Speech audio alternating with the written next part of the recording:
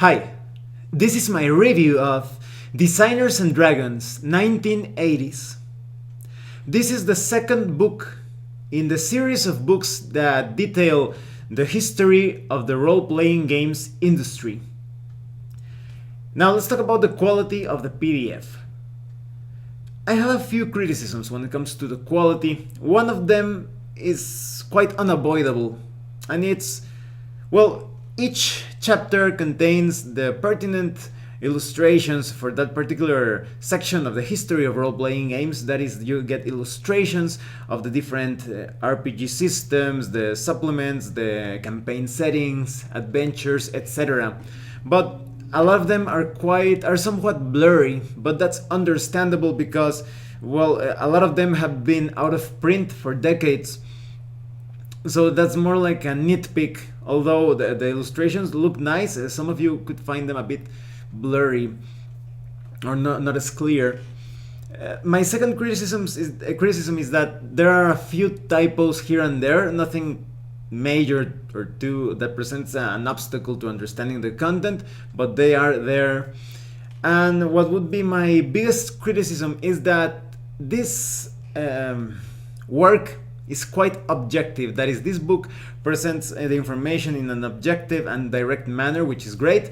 However, there are some parts that I feel that the author has a bit of a bias in favor of certain companies or designers and elements like that.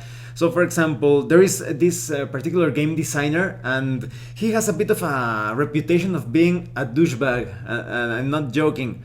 So if you type his name, I'm not going to say who he is, but if you type his name and you write douche or douchebag, maybe you Google it, you're going to see a lot of forums where he's called a douchebag. And I've talked with some players that have interacted with that designer at different conventions, and yeah, they confirm that he's a bit of a jerk. And here they kind of like, what would you say, cover his flaws quite a bit. So, for example, it's objective to say, let's say, Timmy runs at high speed, trips, and falls on his face. That's subjective. That's something that happens.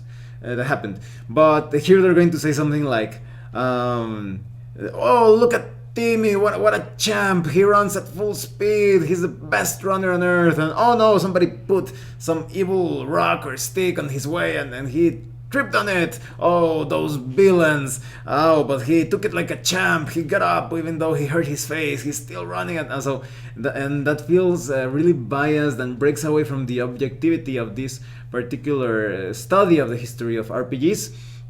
And that's just a very generic example. There are some parts that I felt that there was that level of bias. So those are my only criticisms. Besides that, the quality is pretty good. You have bookmarks, you have hyperlinks, you have great organization. The information is presented clearly. It's quite easy to understand, even though this is a very text-heavy book. Everything is well explained and written, and you have an index. So the quality, besides those criticisms, is pretty much great. Now let's talk about the contents. After getting a brief introduction to what this book is, you get the history of different game companies. And this is going to be quite a fascinating study, especially for those of you that like to analyze business models and decisions and the birth and death of different companies, or perhaps their persistence for those companies that still exist today. This is going to be quite a fascinating book. So, for example, first we have part 1, the second wargaming wave. And you have the history of SPI, its wargame beginnings, and the way TSR killed it.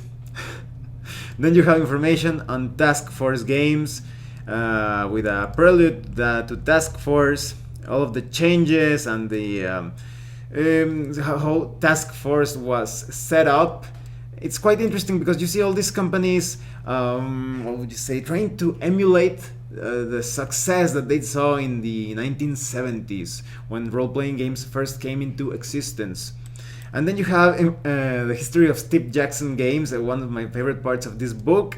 You even have all the information of the trouble he had, the Illuminati trouble, to put it in a way that it's quite funny and interesting to see how everything happened and how Steve Jackson actually got ahead of that problem, even you could say triumphant. And then you have part two, and this is now entering the 1980s, because that first part had to do with the 80s as well, but you feel like they made that jump from the 70s. So in part two, you have the second tier licenses, the history of FASA, and I also love that part because I love BattleTech. It's one of my favorite games. And then you have the history of Game Lords, its beginnings with Thieves Guild and its final years. Then you have part 3, the role-playing originals. And here you're going to have the entire history of ICE, or Iron Crown Enterprise, or Enterprises.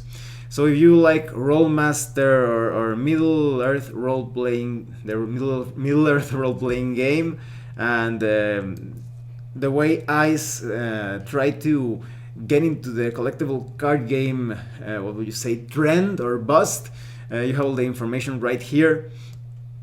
And then you have information on Hero Games as a very strong representative of superheroes in role-playing games. Some would say it's champion, at least at that time.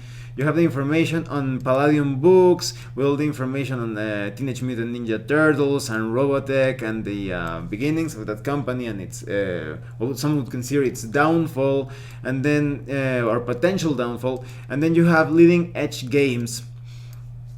And then here you have all the information on the Spiral Bound years, and what exactly was Phoenix Command, which actually brought a bit of a, I won't say a revolution, but a very significant change when it concerns or concerning war role-playing games, or military role-playing games. You also have information on Bard Games with its Dungeons and Dragons Days and its Talisanta Tales. You also have part 4, the third wargaming wave, with Jacinto Publications, which is somewhat of a brief history.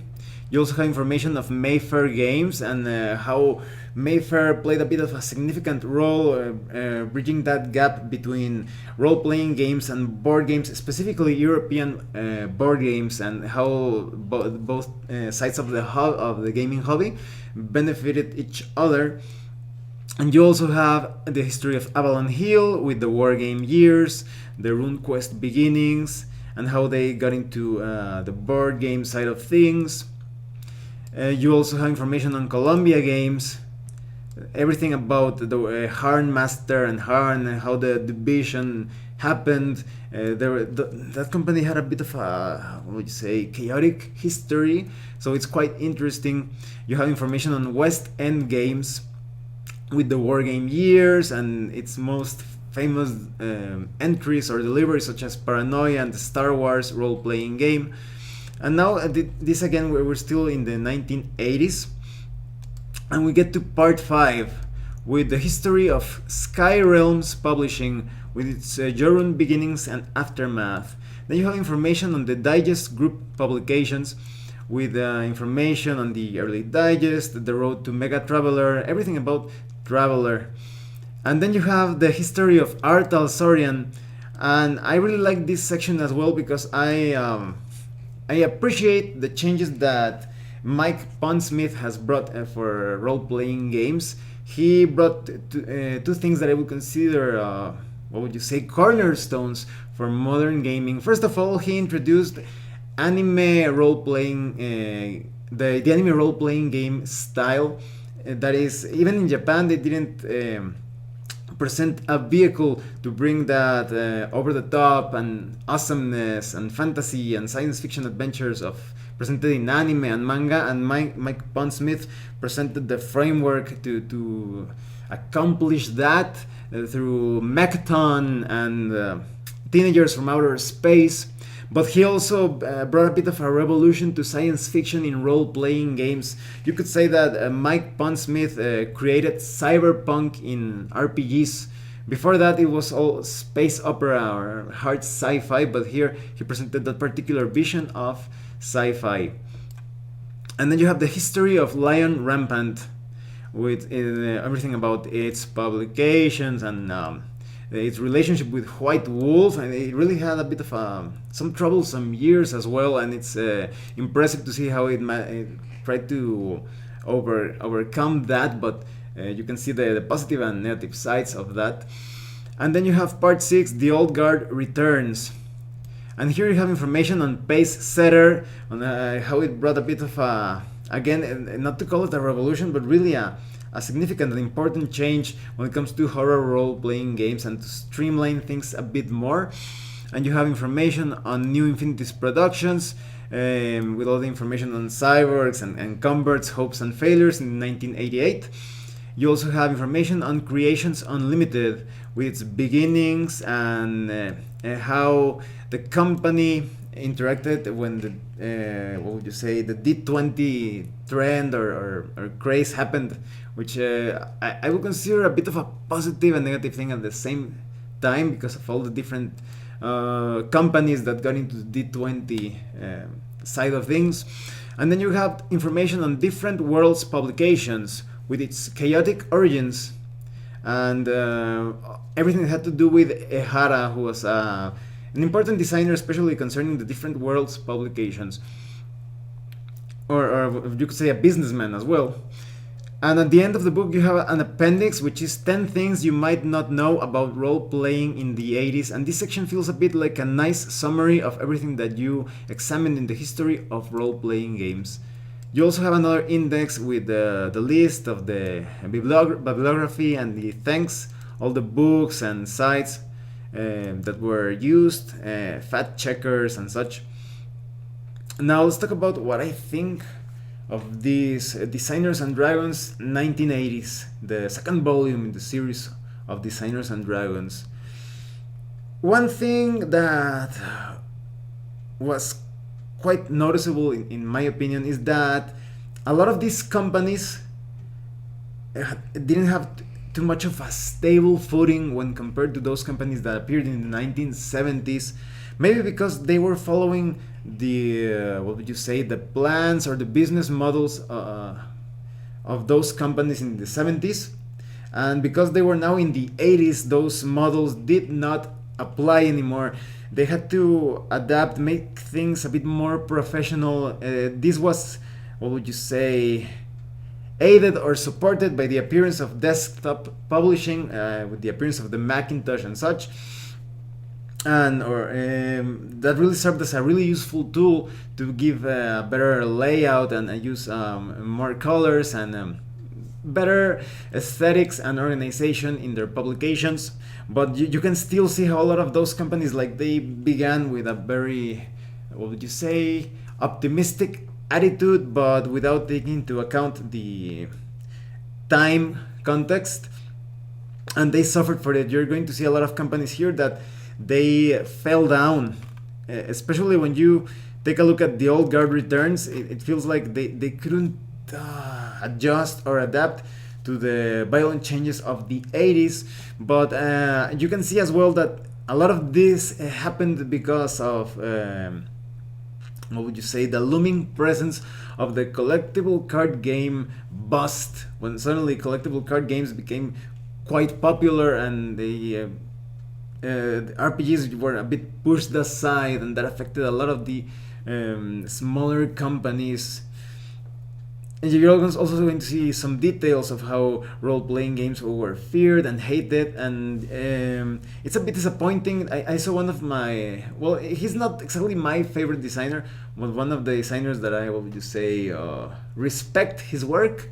And when he took a bit of, how would you say, when you become too tolerant or too weak, when you know, when the different people started saying, oh, Dungeons and Dragons is evil, it's the tool of the devil, instead of admitting that they were terrible at raising their children. And so they started blaming all of the deaths that happened with the young people, and saying Dungeons and Dragons did it, because it's easier to blame someone else instead of blaming poor parenting or the understanding of different forms of entertainment. So you're going to see some details about that. And as I was telling you, this game designer, it was like, oh, we don't want to offend crazy moms, they're going to go insane when they see demons in Dungeons and Dragons, we're going to remove them. So So it's quite nonsensical. I also think it's a bit of an insult. Like those mothers were a bit like unstable, and they saw your Dungeons and Dragons, and they were going to go like almost berserk.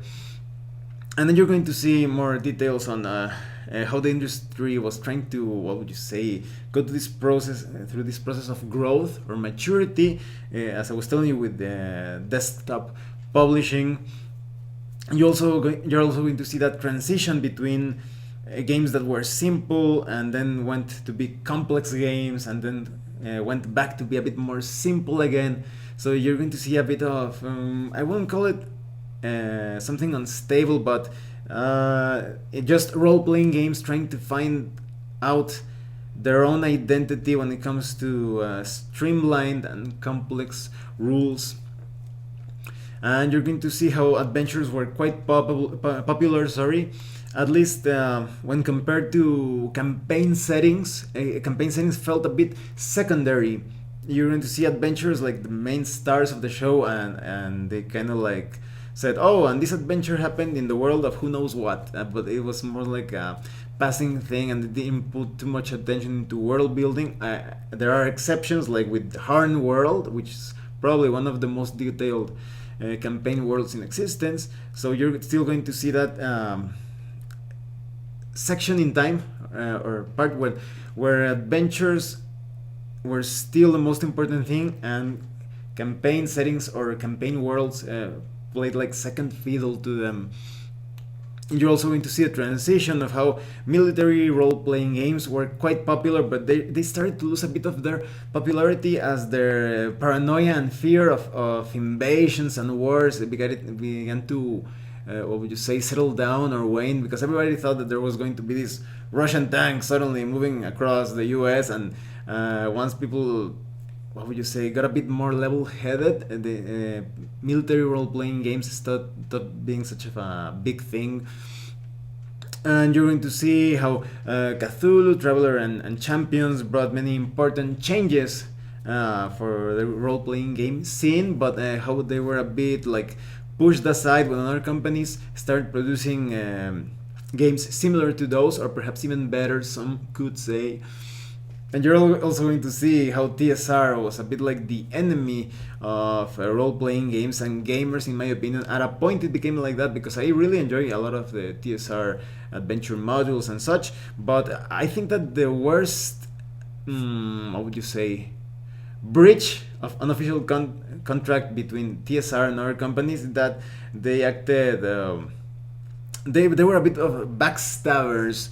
If you remember from my Dying Earth review, I'm going to put a link in the description below so you can watch that review if you want.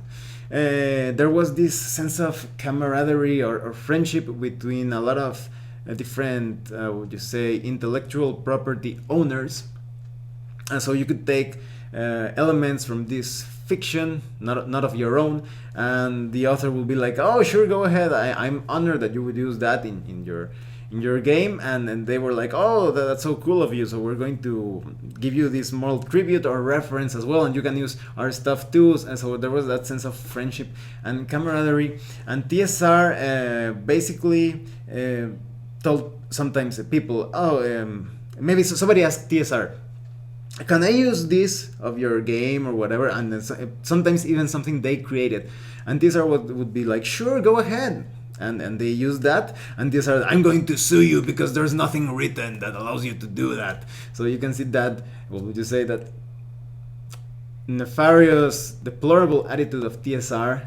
I can't believe there are still some people defending that aspect of TSR, would you say, apologists, and because they say, oh, and I heard many people say this, and they say, oh, because that's business, that's the way business is. And I think, well, that's great if you're going to use it with your enemies, but not with those that were neutral or perhaps even your friends.